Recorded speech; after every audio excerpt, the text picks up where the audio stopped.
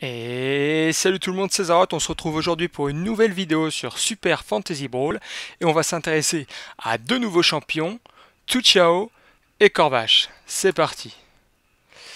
Alors, les deux champions que je vais vous présenter aujourd'hui, ils sont, il me semble, considérés comme assez forts dans la méta. En tout cas, Tuchao, il est considéré comme godlike dans la méta, c'est vraiment le perso à avoir si possible dans sa composition.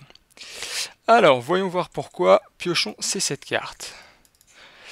Donc, 0 points d'armure, 9 points de vie. Déjà, on peut voir que c'est le personnage avec le plus de points de vie qu'on ait vu.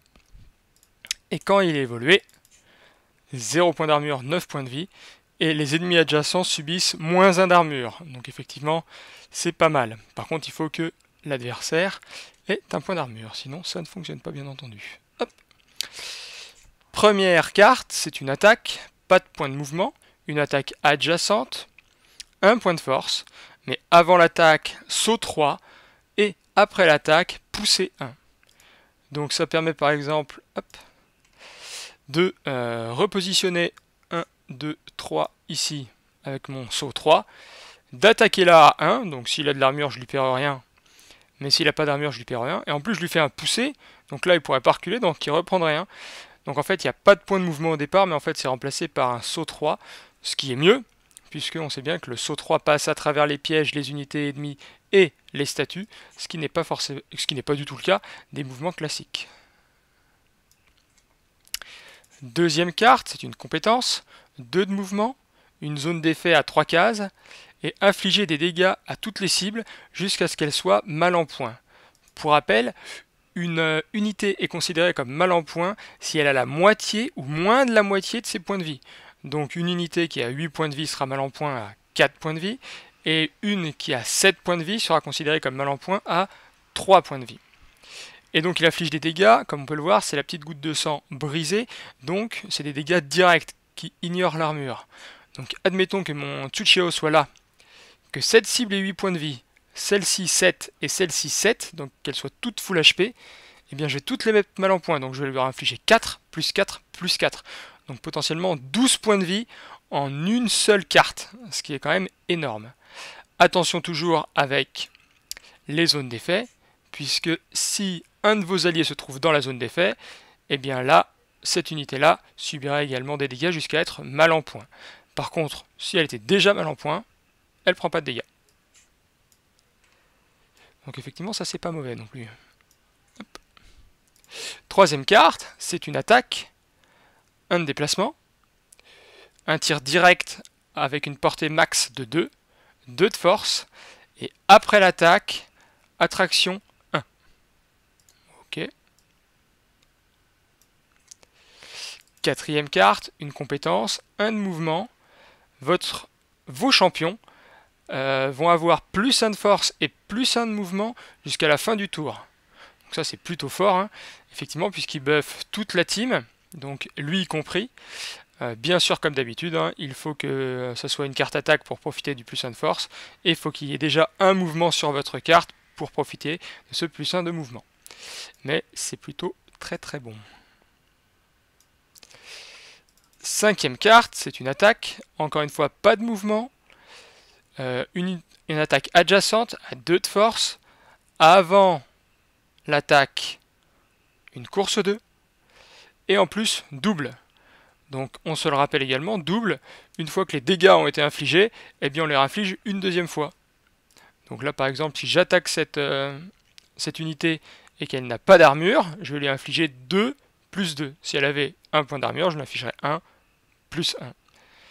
Ok, donc ça c'est effectivement c'est pas mauvais. Hop.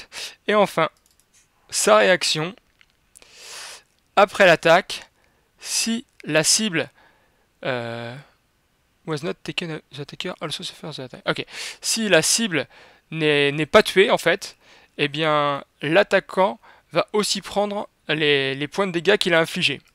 Donc, admettons, hop, là c'est une Goyenne, elle attaque mon Tuchao, elle lui met 3.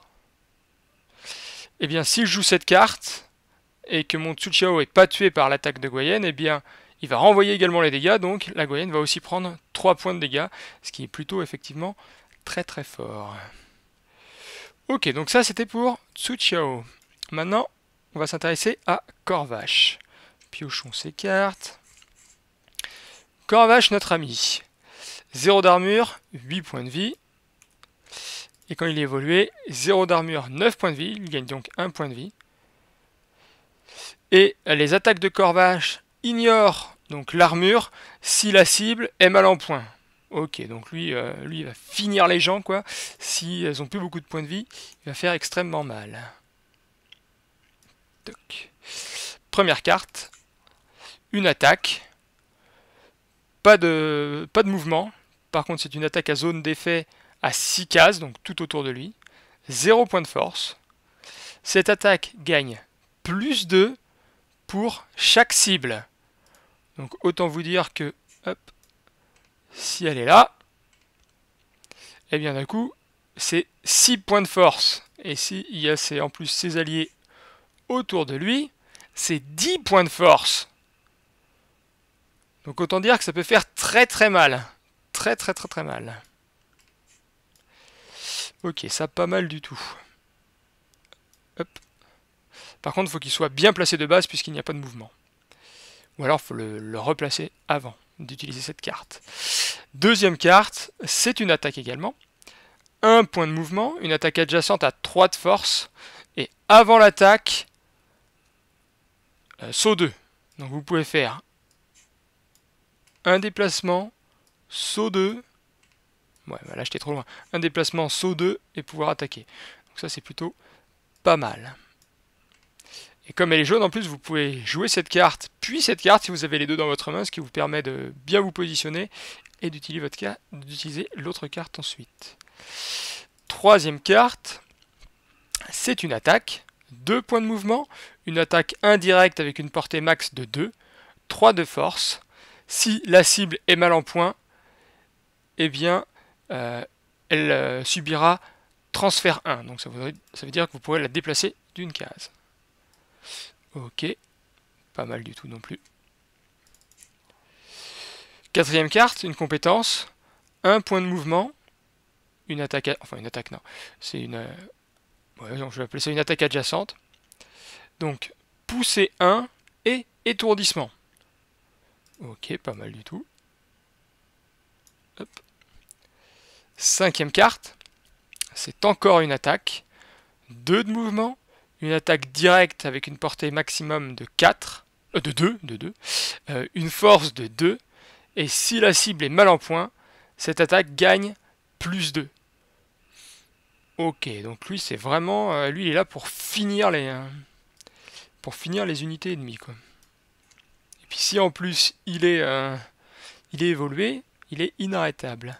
Et enfin, sa réaction, plus 2 d'armure, et après l'attaque, si l'attaquant est mal en point, ignorez tous les effets d'après-attaque.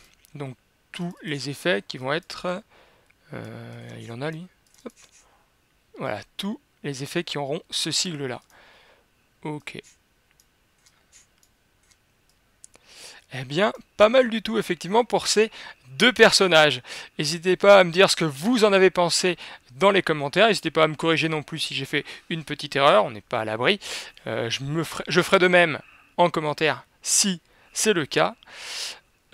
Le tableau, du coup, sera à jour quand vous verrez cette vidéo. Je mets, comme d'habitude, le lien dans la description de la vidéo. N'hésitez pas à laisser un petit commentaire pour m'encourager ou un pouce bleu, ça fait toujours extrêmement plaisir. N'hésitez pas non plus à vous abonner à ma chaîne en cliquant sur mon visage. Comme d'habitude, à gauche la vidéo précédente, à droite la vidéo suivante quand elle sera en ligne. Je vous fais des bisous et je vous dis à la prochaine. Salut, salut!